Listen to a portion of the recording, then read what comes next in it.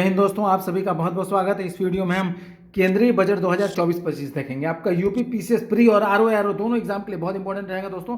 यहाँ से हर बार प्रश्न पूछा जाता है। आप लोग वीडियो को पूरा देखिएगा, जरा भी स्किप मत करिएगा। और दोस्तों, आप लोग को जो इंपॉर्टेंट टॉपिक का वीडियो चाहिए यूपी पीसीएस प्री और आरओ के लिए, आप लोग हमें कमेंट बॉक्स में कमेंट कर दीजिएगा। हम उसका वीडियो बनाने की पूरी कोशिश करेंगे। तो वीडियो शुरू करते हैं। वित्त मंत्री निर्मला सीतारमण ने 23 जुलाई 2024 को लगातार अपना 7वां केंद्रीय बजट 2024-25 पेश किया।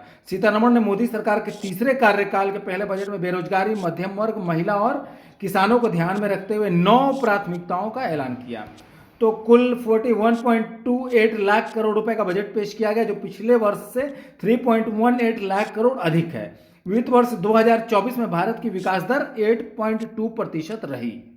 राजकोषीय घाटा जीडीपी का 4.9% रहने का अनुमान है।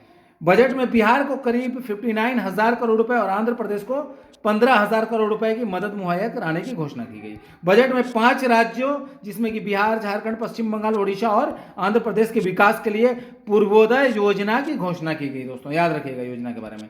बजट थीम क्या थी आपका इस बार का? विकसित भारत के लक्ष्य को प्राप्त करने के लिए रोड मैप।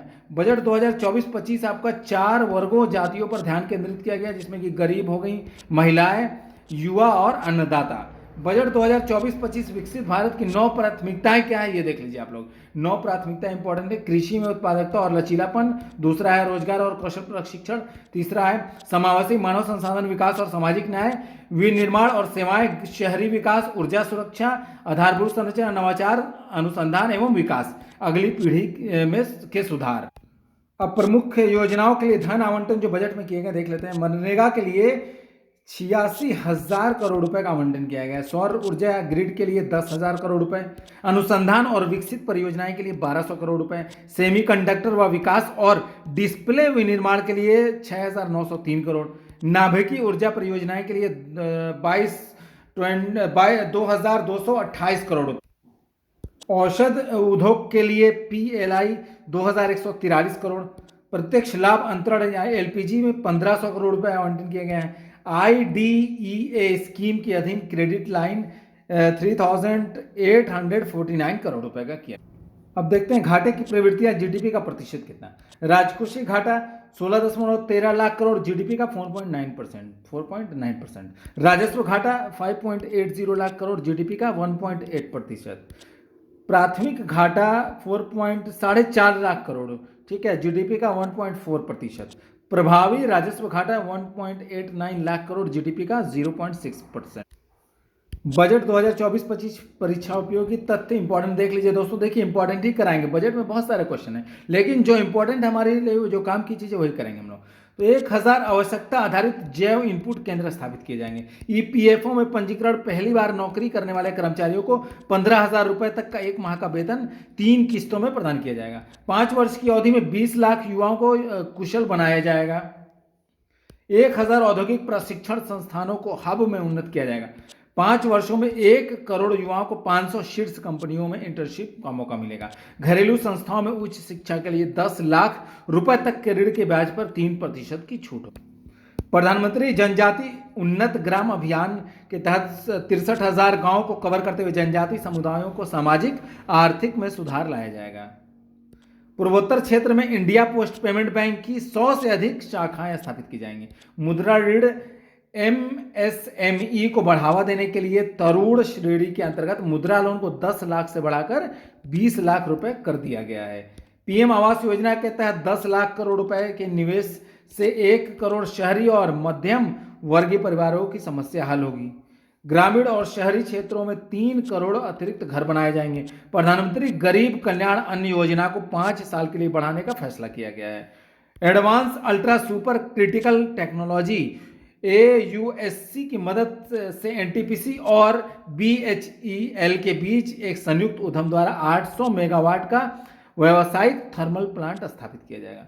पीएम सूर्य घर मुफ्त बिजली योजना के तहत 1 करोड़ परिवारों को हर महीने 300 यूनिट तक बिजली मुफ्त मिलेगी। बुनियादी ढांचे के लिए 11,11,111 करोड़ रुपए का प्रावधान किया गया। राज्यों को 1.5 लाख करोड़ रुपए का ब्याज मुक्त कर्ज आवंटित किया जाएगा। अब नई कर व्यवस्था में संशोधित टैक्स संरचना क्या है देख लेते हैं। 0 से 3 लाख रुपए वालों के लिए शून्य कर है आपका, 3 से 7 लाख रुपए वालों के लिए 5% है, 7 से 10 लाख रुपए वालों के लिए 10%, 10 से 12 लाख रुपए वालों के लिए 15%, 12 से 15 लाख रुपए वाले के लिए 20%, 15 लाख रुपए से अधिक वालों के लिए 30%। अंतरिक्ष क्षेत्र में शोध के लिए 1,000 करोड़ रुपए आवंटित किया गया। कर प्रस्ताव में वेतनभोगी के लिए नेट टैक्स रिजिम में अब 7 लाख तक आय कर मुक्त होगी। मानक कटौती बढ़ाकर 75,000 रुपए किया गया। पेंशन भोगियों के लिए पारिवारिक पेंशन पर कटौती 15,000 रुपए से बढ़ाकर 25,000 रुपए कर दिया गया है। सभी वित्तीय और गैर वित्तीय परिसंपत्तियों पर दीर्घकालिक लाभ पर 12.5% की दर पर लागू होगी। कुल वित्तीय परिसंपत्तियों पर अल्पावधि लाभ पर 20% कर लगेगा। अपील में लंबित आयकर विवादों के समाधान के लिए विवाद से विश्वास योजना शुरू किया गया। ध्यान दीजिएगा इस योजना के बारे में। विदेशी कंपनियों पर कॉर्पोरेट कर की दर 40% से घटाकर 35% कर दी गई है। सोने और चांदी पर सीमा शुल्क घटाकर 6% किया गया, जो पहले 15% था। प्लेटिनम पर सीमा शुल्क 6.4% कर दिया गया है। शहरों में स्वरोजगार को बढ़ावा देने के लिए 1,000 साप्ताहिक बाजार स्थापित करने की घोषणा की गई। रक्षा मंत्रालय को सर्वाधिक 6.22 लाख करोड़ का बजट आवंटन किया गया, जो कुल बजट का 12.9% है। याद रखिएगा, बहुत इंपॉर्टेंट है।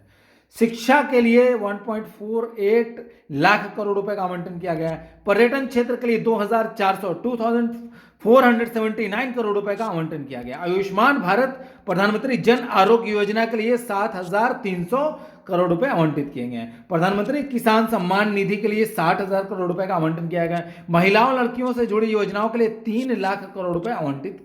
दोस्तों, जानकारी यही समाप्त करते हैं। वीडियो को अधिक से अधिक शेयर कर दीजिएगा। मिलते हैं अगली वीडियो में, तब तक के लिए जय हिंद।